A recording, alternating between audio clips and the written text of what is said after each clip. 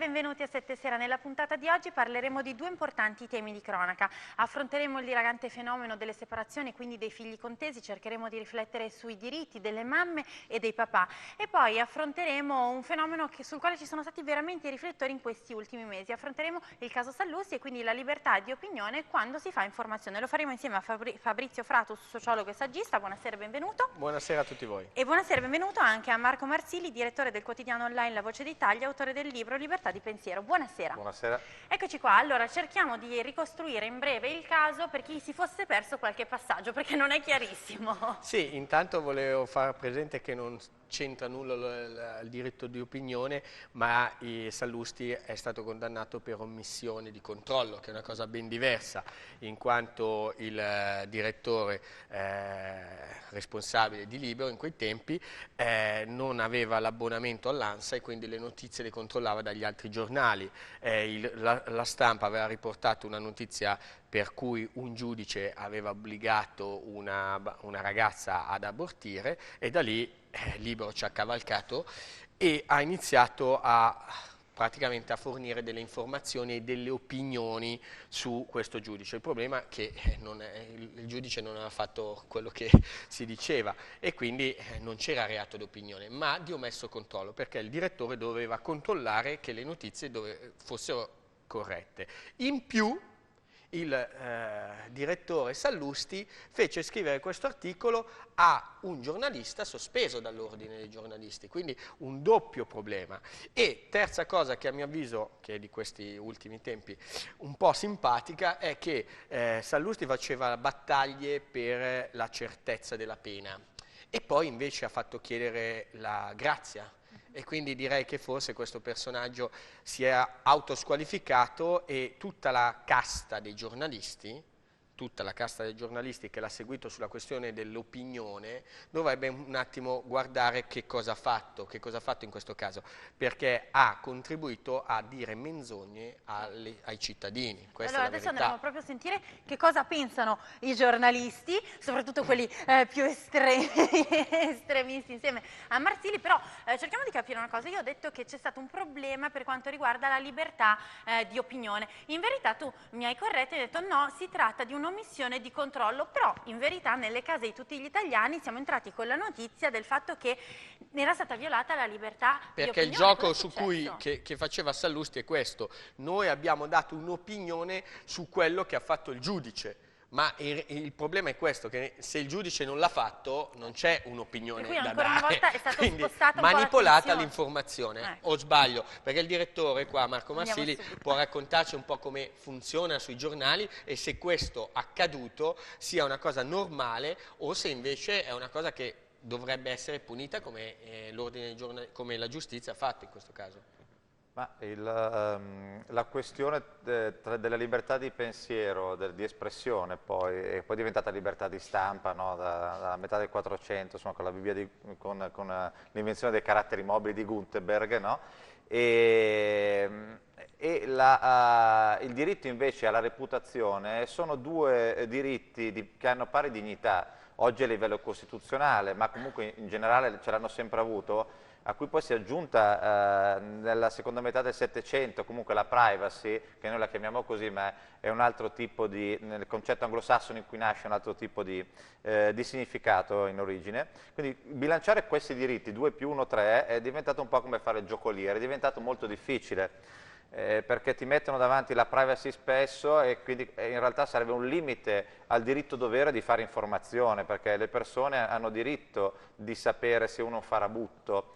Certo, ci vuole la continenza, cioè bisogna esprimersi civilmente, senza insultare e limitandosi ai fatti di interesse per l'opinione pubblica. Cioè a nessuno interessa sapere se il Presidente del Consiglio diciamo così, è stato magari 2 ore in bagno perché ha avuto un attimo un attacchino intestinale, perché questa è un'informazione che non interessa. Allora lì è giusto, c'è la privacy perché è una vicenda che non interessa l'opinione pubblica. Ma invece tutte le vicende del Presidente del Consiglio, quando non sono vicende legate alla salute, alla sua famiglia, eccetera, sono comunque notizie riservate. Anche Berlusconi ha diritto a casa sua a non stare con le tapparelle tirate giù perché sennò c'è quello che gli fa le foto, se è nudo, si fa la barba, eccetera, perché sennò si diventa troppo invasivi, cioè tutti abbiamo un diritto. Ciononostante uno che accetta di stare sul palcoscenico, di essere un personaggio pubblico, ha comunque meno, tra virgolette, diritti degli altri, ma nella sfera privata comunque i suoi diritti appunto alla sua privacy. E questo è un tipo di diritto già da bilanciare che è molto difficile, che infatti dà luogo a sua volta a un diritto di violazione che nel codice penale equivale alla diffamazione comunque. Dall'altra parte che cosa abbiamo? Abbiamo appunto il diritto-dovere di informare, e abbiamo anche una responsabilità, evitare cioè che col mezzo della stampa, dice la legge, vengano commessi dei reati che sono reati di lesione dell'onore e della reputazione delle persone. Di fatto che cos'è la diffamazione? È attribuire a qualcuno un fatto che non è vero o che non ha commesso. E questo viene a ledere la reputazione e l'onore. La reputazione è l'opinione che hanno gli altri di noi. L'onore invece è soggettivo e quindi varia, perché può essere diverso l'onore per uno o per l'altro, è il sentimento che noi stessi, l'opinione che noi stessi abbiamo della nostra persona. E quindi la diffamazione viene a incidere sia nel ciò che pensano gli altri di noi, sia in ciò che noi proviamo per noi stessi. Certo. Cioè una persona può sentirsi diffamata e quindi ferita per quello che sono delle dichiarazioni o delle posizioni che gli vengono attribuite, proprio perché viene a toccare l'amor proprio. E bilanciare tutti questi diritti è diventato molto difficile. Ora, è compito del direttore del giornale è quello di evitare che vengano commessi questi reati, appunto la diffamazione, cioè che vengano attribuiti dei fatti ad una persona che possono ledere la reputazione e o l'onore e che venga violata la privacy, quindi ha il compito di far sì che le notizie che vengono riportate siano di interesse pubblico, quindi non interessa appunto se il Presidente del Consiglio, diciamo così, ha dei problemi intestinali, interessano invece altre vicende che sono di interesse pubblico per quello che è il suo ruolo e quindi notizie che interessano l'opinione pubblica che vengano espresse però con continenza, cioè con un linguaggio consono, senza accostamenti a vicende che non c'entrano niente per comunque mettere in cattiva luce un'altra persona. Cioè, questo lo dice poi quella che noi chiamiamo la sentenza decalogo della Cassazione, che è la sentenza quadro, diciamo, che dovrebbe guidare l'azione dei giornalisti. Detto questo, nasce poi appunto la responsabilità del direttore per ciò che viene pubblicato, che una volta non esisteva. In realtà già durante la Rivoluzione francese, durante la Costituente, vennero fuori delle diatribe tra i difensori della libertà di stampa, che a loro volta però venivano diffamati dai giornali e delle altre fazioni nell'Assemblea Costituente francese, e lì era già difficile dire, va bene, si è diritto a pubblicare quello che si vuole, ma attenzione perché c'è anche un diritto alla reputazione e all'onore da parte della persona di cui si parla, per cui le notizie devono essere vere.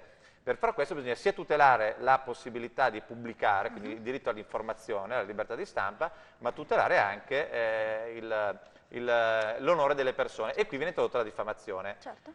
E la responsabilità è stata ricondotta al direttore del giornale. In origine si chiamava gerenza. Sì. Certo. Perché? Perché nei giornali una volta, nell'Ottocento, venivano pubblicati articoli contenenti notizie, devi fare un blocco pubblicitario. Sì, quasi, ci siamo quasi. No, è tutto molto interessante, continueremo a parlare, faremo un po' una storia del giornalismo insieme, però adesso torniamo un attimo a oggi. Quindi un direttore di un giornale che ha la responsabilità di verificare tutto quello che ci ha elencato Marsili, però non è stato Sallusti fatto, quindi si cade nel reato. Qui si arriva alla condanna. Torniamo a quello che hai detto tu all'inizio. Condanna, Sallusti si è sempre battuto per la certezza della condanna, della pena, quando è capitato a lui invece le cose cambiano. Ecco, adesso prima di tutto diciamo subito che io non voglio schierarmi sul fatto che i giornalisti debbano andare in carcere, perché i nostri carceri sono già sovraffollati. Se si fa un reato, benissimo pagare una piccola pena, ma forse sarebbe meglio fosse pecuniare. Adesso il carcere per aver parlato mi sembra un po' eccessivo. Dipende, perché come ha detto,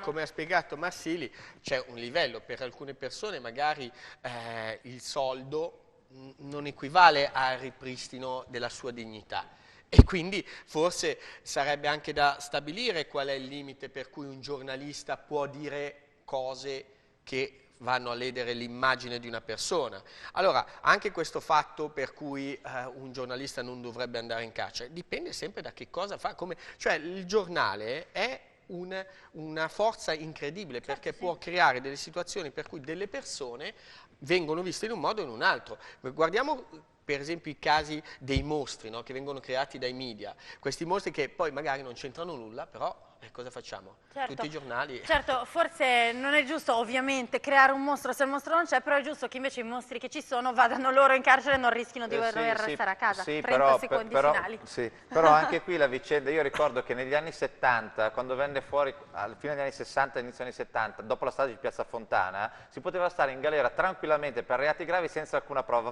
Valpreda ci stette 3 anni prima che venisse modificata la legge, perché altrimenti si stava in galera senza le prove, senza neanche fare il processo. Poi risulta innocente, si sa, Valpreda, no? Però per dire, non bisogna passare da un eccesso di mettere in galera da una parte la gente, come si fa delle volte senza una prova e tenerla dietro una vita, dall'altra parte però diffamatori di professione come Sallusti, onestamente, non si può pensare che circoli impunemente. Certo, dall'ordine cesto. Scusa, perché da dire, scusa, aggiungere una cosa, se tu dai solamente la sanzione pecuniaria, e cioè li punisci economicamente, succede quello che succedeva già nella metà dell'Ottocento, e questo se ne lamentava già Cavour, che era un problema che esisteva già nel Parlamento piemontese. Metto un nullatenente a dirigere il giornale, certo, ed è di fatta. fame non pago. Ed è fatta. Questo Benissimo, allora grazie, oggi con voi abbiamo ricostruito questo caso, però vi vorrei rinvitare invece a parlare un po' del diritto che i cittadini hanno di sapere la realtà dei fatti, quando questo diritto è rispettato, quando no. Facciamo un bel dibattito su questo, secondo me di cose da dire ne abbiamo, faremo nomi, cognomi, diremo un po' tutto. Va bene? Va bene.